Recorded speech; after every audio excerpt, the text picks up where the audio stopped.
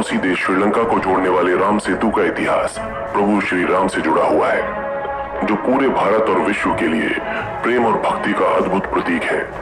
हालांकि राम सेतु के अस्तित्व को लेकर कई सारे सवाल उठाए जाते रहे हैं, लेकिन राम सेतु आज भी मौजूद है। समुद्र के अंदर डूबे होने के कारण राम सेतु साफ साफ दिखाई नहीं देता, लेकिन सैटेलाइट और गूगल मैप्स जैसे माध्यमों से इसे देखा जा सकता है।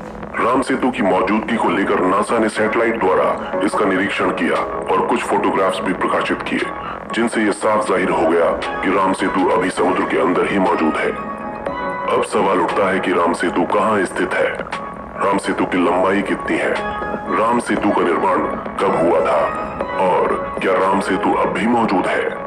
इस तरह के तमाम सवालों के जवाब हम आपको आज के इस वीडियो में देंगे। इन सवालों के साथ साथ हम राम सेतु से जुड़े हुए ऐसे अन्य रोचक तथ्य भी बताएंगे जो आपको हैरान कर देंगे। राम सेतु का इतिहास। पुराणों में स्थित वर्णन के अनुसार राम सेतु मर्यादा पुरुषोत्तम श्री राम की वानर सेना द्वारा लंका पर चढ़ाई करने के लिए बनाया गया था, जिसे बनाने में नल और नील ने महत्वपूर्ण भूमिका निभाई थी। कहा जाता है कि विश्वकर्मा के पुत्र नल और नील को यह वरदान था कि उनके द्वारा रखे गए पत्थर पानी में नहीं डूबेंगे। परिणाम स्वरूप पत्थरों पर राम नाम लिखकर नल एवं नील के साथ साथ पूरी वानर सेना द्वारा समुद्र में तैरते हुए पुल का निर्माण किया गया।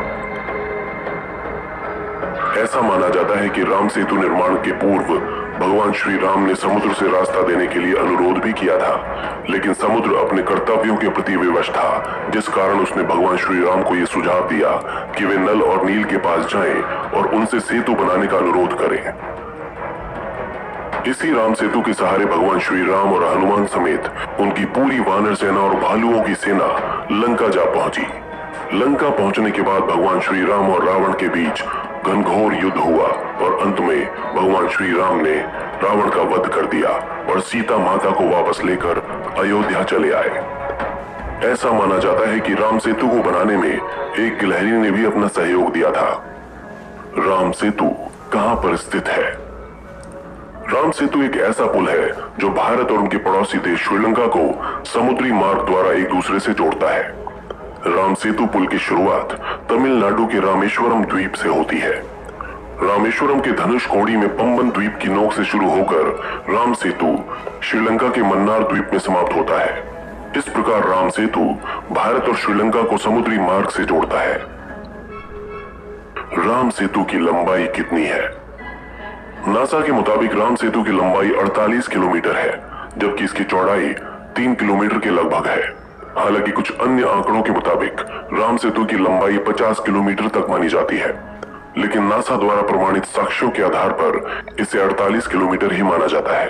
पंबन द्वीप से शुरू होकर श्रीलंका के मन्नार द्वीप में समाप्त होने वाला राम सेतु समुद्र में कई स्थानों पर 3 फीट की गहराई पर है, तो कुछ स्थानों पर 30 फीट की गहराई तक पहुंच जाता है। राम सेतु पूरी तरह से समुद्र के भीतर डूबा हुआ है। यही कारण है कि यह साफ साफ दिखाई नहीं देता, लेकिन सैटेलाइट और गूगल मैप्स के माध्यम से इसे देखा जा सकता है। क्या राम सेतु अब भी मौजूद है? शुरू से ही राम सेतु की मौजूदगी पर कई सवाल उठाए जा रहे थे। हालांकि नासा के द्वारा किए गए शोधों के बाद इन सारे सवालों के जवाब मिल गए। नासा ने साल 1993 में राम सेतु से जुड़े शोध के बाद सैटेलाइट द्वारा लिए गए फोटोग्राफ्स को प्रकाशित किया, जिसमें राम सेतु को साफ साफ देखा जा सकता था। सैटेलाइट की फोटोग्राफ्स को देखने से यह साफ पता चलता है कि राम सेतु के पत्थर समुद्र में तैर रहे हैं। इन बातों से यह साफ जाहिर है कि नल नील द्वारा पत्थरों पर राम नाम लिखकर उन्हें तैराने की बात महज कहानियां नहीं थी। वाल्मीकि रामायण के अलावा भी अन्य बहुत से पौराणिक ग्रंथों में राम सेतु का वर्णन किया गया है, जिनमें कौटिल्य का अर्थशास्त्र, महाकवि कालिदास का रघुवंशम महाकाव्य आदि शामिल है। इन सब के अलावा सनातन संस्कृति के विष्णु पुराण, अग्नि पुराण और ब्रह्म पुराणों में भी राम सेतु का वर्णन किया गया है। कितना पुराना है राम सेतु? राम सेतु की आयु विवाद का विषय रहा है। जियोलॉजिकल सर्वे ऑफ इंडिया के प्रोजेक्ट रामेश्वरम के अनुसार इस इलाके के मोंगा पत्थर यानी कोरल की आयु के आंकड़े बताते हैं कि रामेश्वरम द्वीप लगभग 1,25,000 साल पहले विकसित हुआ था। समय के साथ बदलते समुद्र स्तर के कारण यह भी बताया गया कि रामेश्वरम और तलई मन्नार श्रीलंका के बीच की जमीन 7,000 से 18,000 वर्ष पहले शायद खुली थी। वहीं तिरुचिरापल्ली में स्थित भारतीय दासन विश्वविद्यालय के 2003 के सर्वेक्षण के अनुसार राम सेतु की आयु लगभग 3,500 साल की है। यानी कि निश्चित तौर पर यह नहीं बताया जा सकता कि राम सेतु की आयु कितनी है, लेकिन वैज्ञानिकों के अनुसार इसकी आयु 1,25,000 साल से 3,500 साल तक हो सकती है। राम सेतु से जुड़े कुछ रोचक तथ्य। राम सेतु तमिलनाडु के रामेश्वरम में धनुषकोडी नामक स्थल से शुरू होकर श्रीलंका के मन्नार द्वीप तक पहुंचता है, जिसकी लंबाई 48 किलोमीटर है। इसका निर्माण चूना पत्थर, बलुआ रेत और बड़ी बड़ी चट्टानों के साथ किया गया है, जो पानी में लगभग 3 से 30 फुट तक गहरे हैं। विश्व के अति प्राचीन अद्भुत निर्माण जैसे कि चीन की दीवार, मिस्र के पिरामिड इत्यादि 3 से 4,000 वर्ष पुराने हैं, जबकि राम सेतु को वैज्ञानिक भी कम से कम 7,000 वर्ष से ज्यादा प्राचीन मान चुके हैं। प्राचीन लेखों और पुराणों के अनुसार इसका निर्माण आज से लाखों साल पहले त्रेता युग में रामायण काल के समय किया गया था। वाल्मीकि रामायण के अनुसार इस पुल का निर्माण नल एवं नील ने वानर सेना की सहायता से केवल 5 दिनों के अंदर कर लिया था, जिसमें पहले दिन 14 योजन, दूसरे दिन 20 योजन, तीसरे दिन 21 योजन, चौथे दिन 22 योजन एवं अंतिम दिन 23 योजन पुल का निर्माण किया गया। साथ ही इस पुल की चौड़ाई 10 योजन थी। इस पुल में ऊपर पत्थर तैर रहे हैं, वह नीचे रेत है, लेकिन रेत यहाँ पर बाद में जमा हुई थी।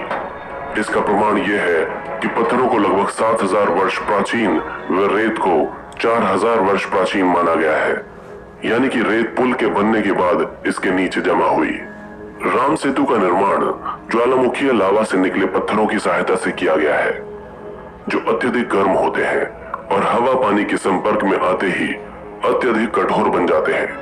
साथ ही इनमें छोटे छोटे छेद भी बन जाते हैं। इसके बाद जब इन्हें पानी में डाला जाता है तो इन छेदों में हवा भरी होने के कारण ये हल्के व स्पंजी हो जाते हैं, जिस कारण ये पानी में तैरने लगते हैं।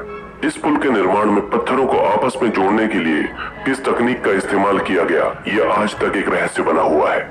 वैज्ञानिकों ने इस पर गहन रिसर्च की, लेकिन इसके पीछे जुड़े रहस्य को आज तक नहीं जान पाए।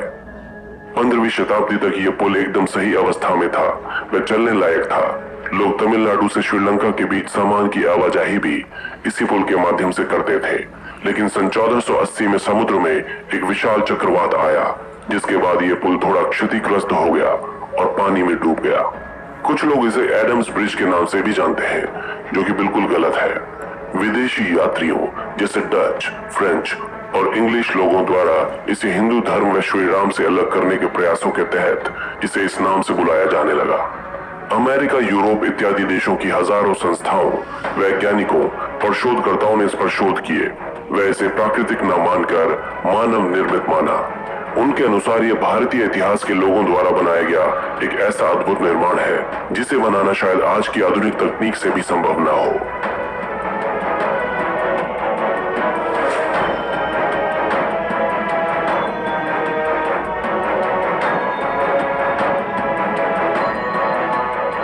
दोस्तों, अगर आपको हमारा वीडियो अच्छा लगा तो प्लीज लाइक करें, शेयर करें और कमेंट करें।